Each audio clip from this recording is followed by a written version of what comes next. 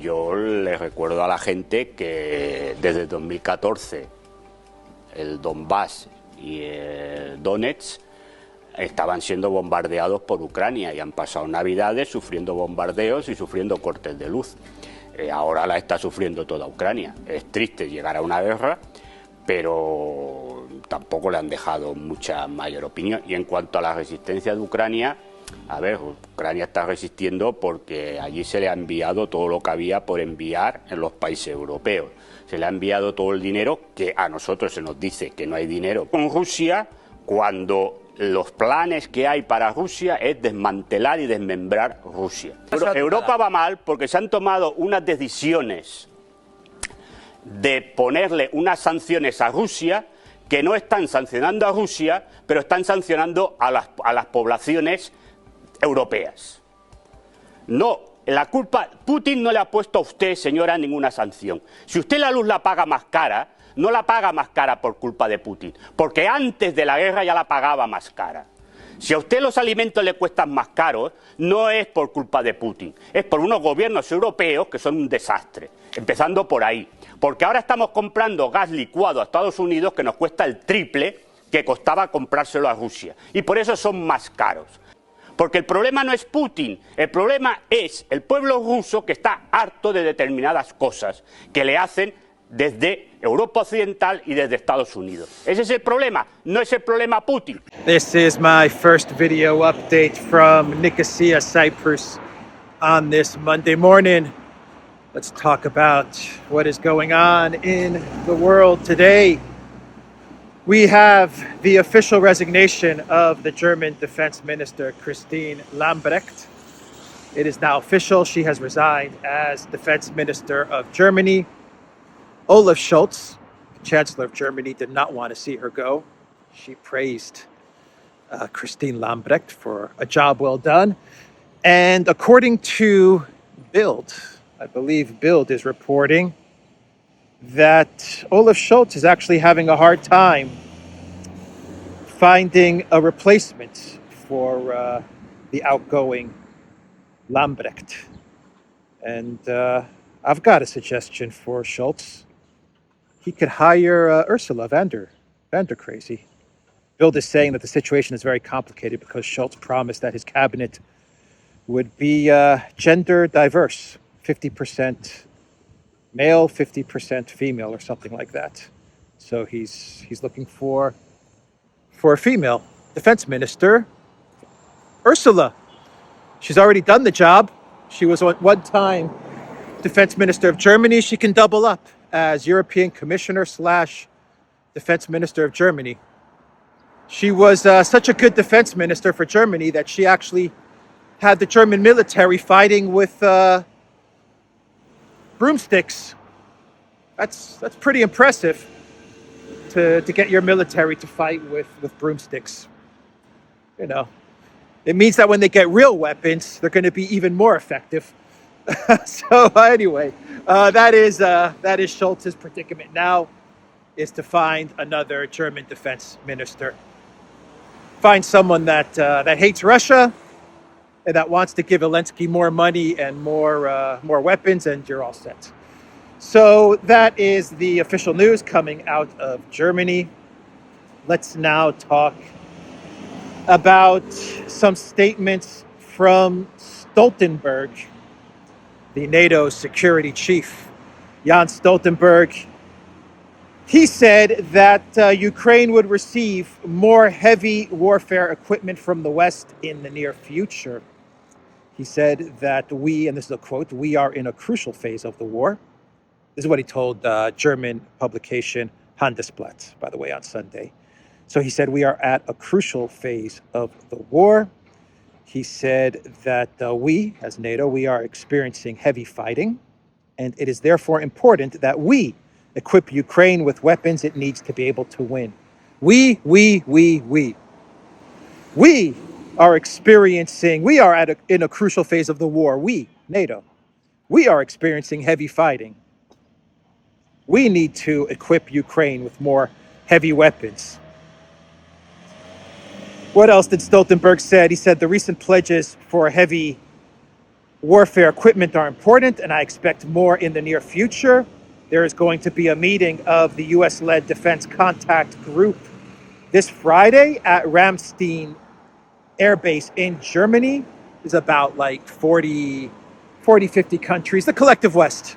Let's say the EU, the US, Canada, the collective West. They're going to meet in Germany at the air base in Germany, and they're going to decide what weapons and money and equipment they're going to give to Zelensky next, and how they're going to plan the next stage of the conflict.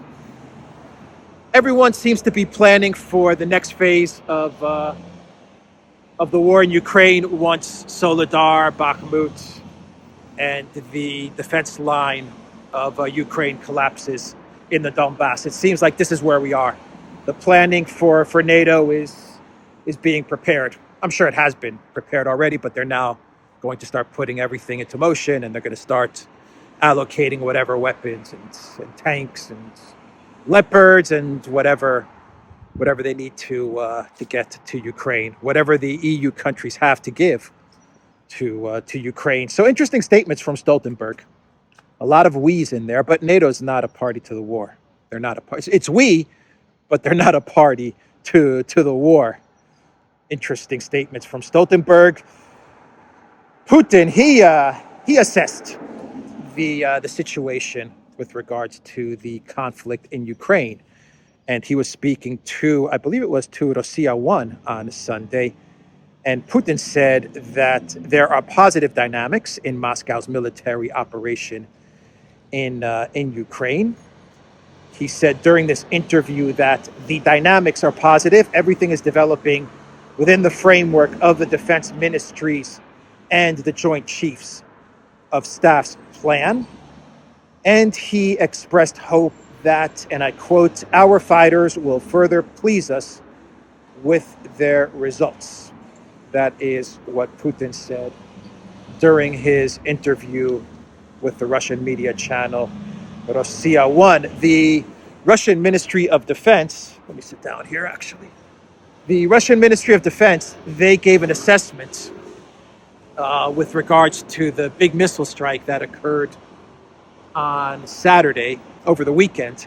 And this was, according to the Russian Ministry of Defense, this was one of the largest missile strikes yet. So all the talk about Russia running out of missiles and weapons and stuff like that, and just the other day they launched one of their biggest missile attacks against Ukraine infrastructure. The Russian Defense Ministry has said that the latest missile strikes against Ukraine on Saturday, and I quote, hit all assigned targets. On January 14th, 2023, a missile attack was carried out on the military command and control system of Ukraine and associated energy facilities. All assigned targets have been hit. The objectives have been reached, the military said in a statement on Sunday. Multiple strikes were reported by Ukrainian officials and media outlets on Saturday, with Energy Minister German Galuchenko claiming Russian missiles made it through to multiple energy infrastructure sites across the country. Ukraine's largest private energy operator, DTEK, said that 2 of its thermal power stations came under attack. Footage circulating online suggests at least one of the facilities sustained heavy damage, with its main machinery destroyed. So that is what the Russian military said in a statement with regards to the missile strike from the weekend. And what more do I have to report? This is going to probably be a very quick video here. There was the plane crash in Nepal. This is some sad news. A plane crash in Nepal yesterday, and 72 people on board died in this plane crash. Our thoughts and prayers go out to the family and the loved ones of those people who died in this plane crash. In Nepal, it was Yeti Airlines. 72 people on board. May they rest in peace. So that is some very sad and tragic news coming out of Nepal.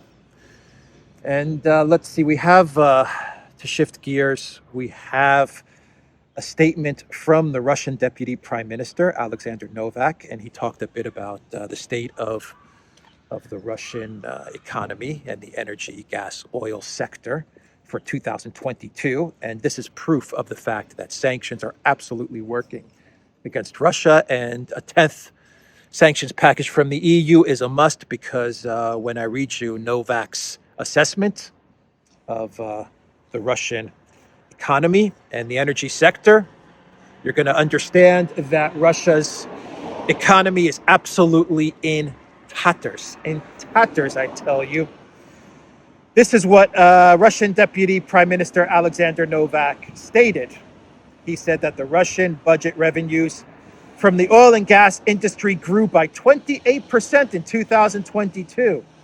28%. Coal production in Russia increased by 0.3% to 442 million tons. In 2022, Russia increased the production and export of liquefied natural gas by 8% to 46 billion cubic meters. Oil exports from Russia in 2022 increased by 7%. 484 billion cubic meters of gas were supplied to the domestic market of the Russian Federation in 2022. Gas supplies via the Power of Siberia to China in 2022 amounted to 15.5 billion cubic meters. Electricity production in Russia grew by 0.7% in 2022, consumption by 1.5%. And in the new regions of the Russian Federation, Zaporozhye, Kherson, Donetsk, Lugansk, more than 3,500 kilometers of power lines and 4 power units at stations were restored. I got this information from the Slavyanka Telegram channel. They bullet pointed Alexander Novak's main points with regards to the Russian energy sector and the economy in 2024. As you can see, all of the growth from this sector is proof that the sanctions against Russia are absolutely working. Absolutely, they are working. And Russia's economy, with all of that growth, is without a doubt in tatters. Growth, economic growth, export growth, all of this stuff is an absolute indication that your economy is in tatters. This is Ursula economics. This is her theory of economics. Let's now finish things off with a clown world. And for this clown world, let me pull up this article here from Zero Hedge. By the way, everyone in the comments, there are people, not everyone, there are people in the comments who ask when I flash like a screenshot of a Zero Hedge article. They say, who is Tyler Durden? They see the author's name, Tyler Durden, and they say, Alex, where is he getting his sources from? Tyler Durden, Fight Club? Where are you getting your sources from? Zero Hedge, the publication, they have the author as Tyler Durden all the time, pretty much all the time.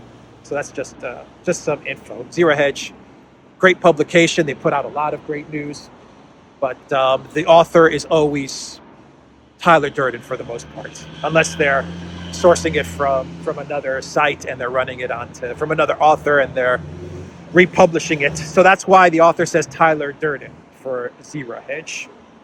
First rule of Fight Club, don't talk about Fight Club. Isn't that the first rule? I think that's the first rule from that movie from Fight Club. So let's get to the clown world. And we head back to the United States. We head back to Joe Bidenomipolis, Greece's favorite son. And we talk about this house where the third set of documents were found inside of Joe Biden's Delaware home. And it looks like the New York Post's Miranda Devine did some digging with regards to this Delaware property. And she made some interesting connections between father and son, between Biden and Hunter Biden. And boy, was Joe Biden, was Hunter Biden paying a whole lot of rent to Joe Biden for this home. This is the same home, from what I understand, where the very cool Corvette is located and where the second set of documents were found in the garage. So this is coming from Miranda Devine's reporting from the New York Post. and I quote, "The now 52-year-old," in reference to Hunter Biden, "began listing the Wilmington home as his address following his 2017 divorce from ex-wife Kathleen Boulet, even falsely claiming he owned the property on a July 2018 background check form as part of a rental application." Okay, so Hunter Biden allegedly, according to this reporting from the New York Post, was living in this property that Joe Biden owned, and that all of these classified documents were just kind of hanging around, sitting around there in the garage and inside the home. Hunter Biden was living there while these classified documents were also there. Of note, this is the same house where classified docs were found. Okay, yet upon closer inspection, Hunter lists the monthly rent as $49,910, or roughly $550,000 for the 11 months he indicated he lived there. This is a tweet from Miranda Devine at the New York Post, who did the reporting. In 2018, Hunter Biden claimed he owned the house where Joe Biden kept classified documents alongside his Corvette in the garage. A Zillow search reveals that the most expensive home currently for rent in Wilmington, Delaware, is going for $6,000 per month. Hunter Biden, according to this reporting, was paying $49,910 per month to rent the Delaware home from Joe Biden. Really? That must be some home. That must be some freaking house. Wow. Wow. $550,000 for the 11 months that Joe Biden lived in this home with all the classified documents is what he was paying his father in rent. In 2018, Hunter Biden claimed he owned the house where Joe Biden kept classified documents alongside his Corvette. So he lived there in 2017, and then he said he owned the home in 2018. Is that correct here? The 52-year-old began listing the Wilmington home as his address following the 2017 divorce and falsely claimed he owned the property on July 2018. And he paid a monthly rent of $49,910. That's what Hunter listed his monthly rent for. The title of the Zero Hedge article reads, "Why was Hunter paying Joe Biden $50,000 per month to rent the house where classified documents were found?" A lot of questions here. A lot of questions. And I'm sure Miranda Devine, who's been on top of the entire Hunter Biden saga from the very get-go, I'm sure she's going to find the answers to all of these questions. But wow, that is a very expensive monthly rent. I don't know. Sounds to me like some washing it might have been taking place. I don't know. Just a thought. I'm not alleging anything. I'm not saying anything. Just a thought there. Just a thought. I've never heard of a $50,000 a month rent. I mean, I'm sure there are big mansions, massive properties that rent for $50,000 a month, but a Delaware property, a Wilmington, Delaware property going for $50,000 a month, that's quite a lot. I could see homes in like Beverly Hills or I don't know, LA or New York penthouse, high-rise mansions and stuff like that. I could see all of that going for some big bucks if you are going to rent those properties. But if you have that much money, why would you pay that much in rent? Why not just buy a big freaking house or a big mansion? Who knows? A lot of questions, a lot of interesting insight there from the New York Post. Good journalism as well. Anyway, that is the video, everybody. That is my clown world, because this whole classified document thing may be the front runner for clown world of the year, the way this thing is turning out. That's the video, theduran.locals.com. We are on Rockfin as well. Duran shop, 10% off. Use the code GOODDAY. And look for us on all of the platforms: Rumble, ODYSEE, BitChute, Telegram. And you can find my channel, Alexander's channel, and the Duran channel on all of those platforms. Take care.